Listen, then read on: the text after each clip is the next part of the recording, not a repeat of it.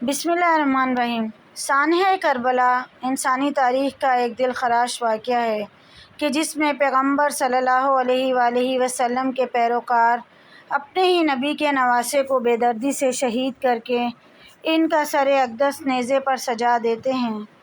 11 محرم کو عمر بن سعد اپنے ان ساتھیوں کو دفنا دیتا ہے کہ جو اہل بیت کے ہاتھوں قتل ہوئے تھے، اور سید زادوں اور اصحاب کے 72 جسد مبارک بے گور و کفن چھوڑ دیے جاتے ہیں۔ یزیدی لشکر امام علی مقام اور ان کے 72 ساتھیوں کے سر مبارک آپس میں بانٹ لیتے ہیں، اور اہل بیت کی شہزادیوں کو قیدی بنا کر یہ قافلہ عمر بن سعد اور شمر-لین کی نگرانی میں کوفہ کی جانب سفر شروع کر دیتا ہے۔ ادھر کوفہ کا گورنر عبید اللہ ابن زیاد اسیران کربلا اور شہداء کے سروں کو دیکھنے کے لیے بے تاب بیٹھا ہے، اور پورے کوفہ کو دلہن کی طرح سجا دیا جاتا ہے۔ اسیران کربلا کے قافلے کے حالات یہ ہیں کہ شہداء کے سر نیزوں پر ہیں، اور رسول اللہ صلی اللہ علیہ وآلہ وسلم کی شہزادیوں کو بغیر کجاوے کے اونٹوں پر سوار کیا گیا ہے، جبکہ امام علی مقام کے لخت جگر شہزادہ امام زین العابدین کے ہاتھ بندھے ہوئے ہیں، اور ان کو پیدل سفر پر مجبور کیا جا رہا ہے۔ اللہ اکبر! حضرت زین العابدین بیماری سے نڈھال ہیں اور تھوڑے سے سفر میں ہی تھک جاتے ہیں اور جگہ جگہ رک کر سانس لیتے ہیں، لیکن شمر ملعون کوڑا مارتا ہے اور چلتے رہنے کا حکم صادر کرتا ہے۔ ادھر دوسری طرف جہاں کربلا میں لاشیں بکھرے پڑے ہیں، 13 محرم کو وہاں قبیلہ بنو اسد کی عورتیں دریائے فرات سے پانی بھرنے آتی ہیں تو لاشیں دیکھ کر ان کی چیخیں نکل جاتی ہیں، اپنے مردوں کو بلا کر لاتی ہیں، اور تمام جسد مبارک کو ایک گھڑ سوار شخص کی ہدایت کے مطابق دفنا دیا جاتا ہے۔ اسیران کربلا کا قافلہ کوفہ کی جانب رواں دواں ہے۔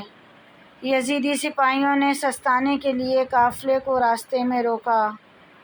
یہاں تاریخ طبرہ میں امام طبرہ اور البدایہ والنہایہ میں علامہ ابن کثیر لکھتے ہیں کہ یزیدی فوج شراب میں مست تھی، جس وجہ سے ایک سپاہی عنان بن جعید نواسۂ رسول صلی اللہ علیہ وآلہ وسلم کی بیوی حضرت رباب کی طرف بدمستی میں بڑھا تو شیر خدا کی شیر بیٹی حضرت زینب نے قریب ہی کھڑے دوسرے سپاہیوں کی تلوار کھینچ کر پہلے عنان بن جعید کا بڑھتا ہوا ہاتھ کاٹا، پھر اس کی گردن اڑا دی۔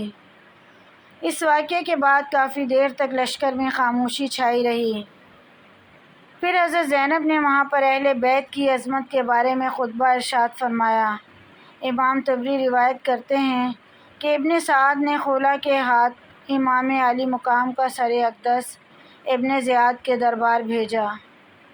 خولہ جب کوفہ پہنچا تو رات کا وقت تھا، اس لیے وہ سر مبارک کو اپنے گھر لے گیا اور ایک برتن میں ڈھانپ دیا۔ سر مبارک کو دیکھ کر اس کی بیوی سخت ناراض ہوئی کہ یہ تم نے کیا ظلم کر دیا۔ وہ بیان کرتی ہے کہ خدا کی قسم میں نے دیکھا کہ ایک نور برابر آسمان سے اس برتن تک ستون کی مانند چمک رہا ہے، اور میں نے سفید پرندے دیکھے جو برتن کے ارد گرد منڈلا رہے تھے۔ چنانچہ 12 محرم کو اسیران کربلا اور نواسۂ رسول کے سر مبارک کو ابن زیاد کے دربار میں پیش کیا گیا۔ شیر خدا کی شیر بیٹی حضرت زینب اور ابن زیاد کے درمیان سخت گفتگو ہوئی۔ کوفہ کا درندہ صفت خونخوار حاکم عبید اللہ ابن زیاد، جس کی تلوار سے خون ٹپک رہا ہے، جو فرزندان رسول امام حسین اور ان کے اعوان و انصار کا خون بہا کر مست و مغرور اور کامیابی کے نشے میں بالکل چور ہے، اس کے مقابلے میں حضرت امام زین العابدین ایسا بے باک اور سخت لب و لہجہ اختیار کرتے ہیں کہ ابن زیاد آپ کے قتل کا حکم جاری کر دیتا ہے۔ چنانچہ اگر حضرت زینب ڈھال کی مانند آپ کے سامنے آ کر یہ نہ کہتیں کہ میں اپنے جیتے جی ایسا ہرگز نہ ہونے دوں گی، اور ایک عورت کے قتل کا مسئلہ درپیش نہ آتا، نیز یہ کہ قیدی کے طور پر دربار شام میں حاضر کرنا مقصود نہ ہوتا، تو عجب نہیں کہ ابن زیاد امام زین العابدین کے پاک خون سے بھی اپنے ہاتھ رنگین کر لیتا۔ ابن زیاد نے شہداء کے سروں اور کربلا کے اس قیدی قافلے کو چمبرلین اور طارق کی قیادت میں زید کے دربار شام کی طرف روانہ کیا۔ جب قافلہ کوفہ سے شام کی طرف روانہ ہوا تو اہل بیت سے ایسے ہی سلوک کیا گیا جس طرح جنگ میں جیتے ہوئے قیدیوں سے کیا جاتا ہے۔ اللہ اکبر! کیسے بدبخت ہوں گے ان شہروں کے لوگ جہاں سے قافلہ گزرا لیکن وہ صرف خاموش تماشائی بنے رہے۔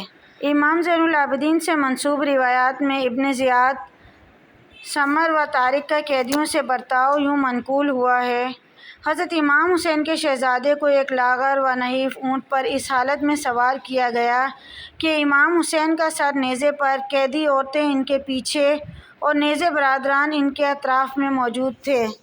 اگر امام کی آنکھ سے آنسو جاری ہوتا تو وہ ان کے سر پر نیزے مارتے، یہاں تک کہ اسی حالت میں وہ شام میں داخل ہوئے۔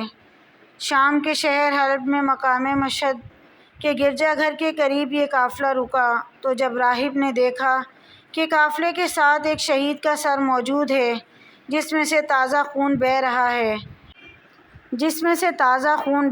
ہے تو اس نے قافلے سے پوچھا کہ آپ کون لوگ ہیں اور یہ سر مبارک کس کا ہے؟ یزیدی فوج نے کہا کہ یہ فوج یزید کی ہے اور یہ سر حسین ابن علی کا ہے۔ راہب کہنے لگا کہ سیدھی طرح کہو کہ یہ سر تمہارے نبی کے نواسے کا ہے۔ یہ جواب سن کر سب خاموش ہو گئے۔ جب راہب نے دیکھا کہ یہ کسی معمولی انسان کا سر نہیں ہے تو اس نے سمر اور طارق کو بیش بہا قیمتی تحائف اور سونے کے سکے دے کر کہا کہ آج رات یہاں ہی رک جاؤ اور ایک رات کے لیے یہ سر مجھے دے دو۔ لالچی سپاہی فوراً تیار ہو گئے۔ راہب ساری رات سر مبارک کی کرامات دیکھتا رہا اور صبح کلمہ پڑھ کر مسلمان ہو گیا۔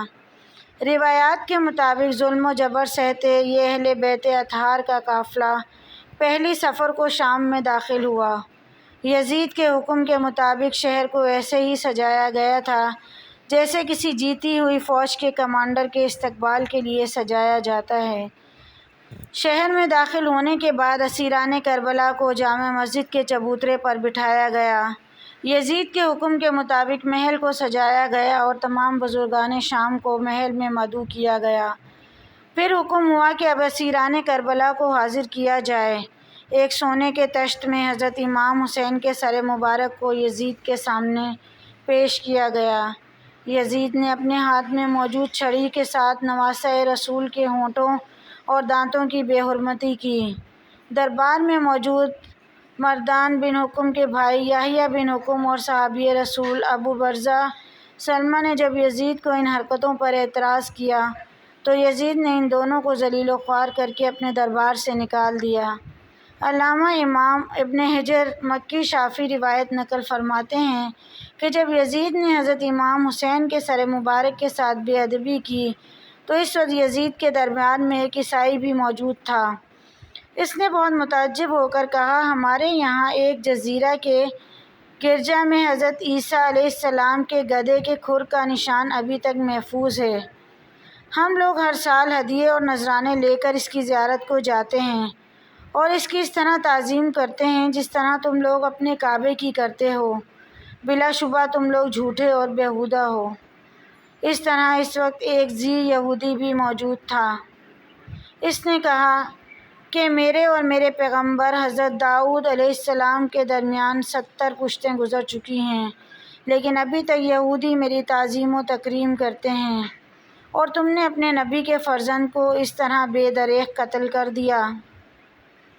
صحابی رسول حضرت نعمان بن بشیر رضی اللہ تعالیٰ عنہ جو حضرت مسلم بن عقیل کے ساتھ کوفہ میں سختی نہ کرنے کے سبب بحکم یزید گورنری سے معزول کر دیے گئے تھے، یزید نے انہیں اہل بیت نبوت کا ہمدرد سمجھ کر بلوایا اور کہا، حسین کے اہل و عیال کو مدینہ پہنچانے کا انتظام کرو۔